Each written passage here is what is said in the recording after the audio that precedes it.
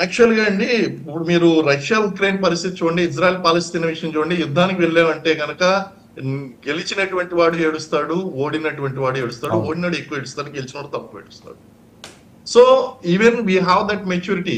We don't want to get that kind of situation. Direct war కి అయితే వెళ్ళము అలాగని చెప్పి చేతులు కట్టు కూర్చోం.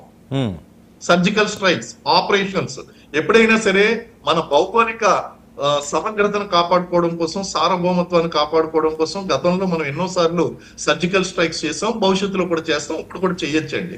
సో ఆపరేషన్స్ అనేటువంటివి డెఫినెట్లీ మనం ఆపరేషన్ తో అంటే ఖత్తర్కా జవాబ్ ఈడ్సేదేనా అని చెప్పేసి మనకి ఏంటంటే మూతోడ్ జవాబ్ అనేటువంటిది ఖచ్చితంగా ఇస్తామండి.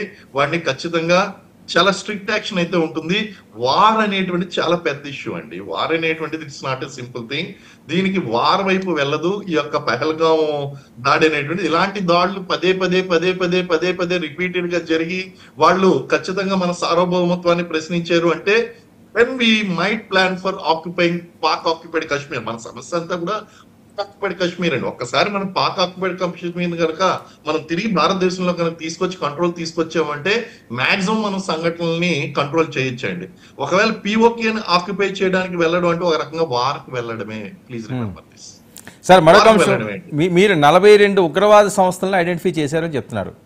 Launching pads. Okay, launching pods.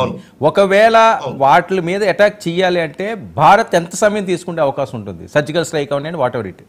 అంటే ఇవి ప్రాక్టికల్ డెసిషన్స్ అండి. జనరల్ గా మీకున్న అనుభవంతో ఒకవేళ దాన్ని చెప్తున్నాండి అదే, దానికి మనం ఎప్పుడు కూడా ప్రిపేర్డ్ గా 48 hours లో మనం ప్రిపేర్డ్ గా ఉంటామండి. కాకపోతే టాక్టిక్స్ ఏం చెప్తాయంటే when enemy is most unprepared, వాళ్ళు అన్ప్రిపేర్డ్ గా ఉన్నప్పుడు వెళ్ళి అటాక్ చేయడం అనేటువంటిది. అలాగే మనకి లాంచ్ ప్యాడ్స్ తెలిసాయి అనేటువంటిది ఇది మీడియాలోకి వచ్చినటువంటి న్యూస్.